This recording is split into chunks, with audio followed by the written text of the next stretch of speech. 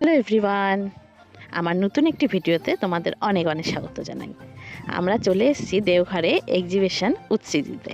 আগে তো ছোট্ট করে হতো, এখন অনেক বড় করে হয় প্যান্ডেল করে, আর এত সুন্দর করে সাজায়। সঙ্গে স্টেজ থাকে, স্টেজে প্রোগ্রাম হয়, আর অনেক রকম দোকান বসে। সব তাদের হাতের কাজ, বিভিন্ন উল দিয়ে বানানো। কেউ আর্ট করেছে, কেউ ব্যাগ বানিয়েছে, বিভিন্ন রকমের দোকান দিয়েছে। প্রত্যেকটা আর্ট ওয়ার্ক সুন্দর, এক একজনেরটা এক এক রকম সুন্দর।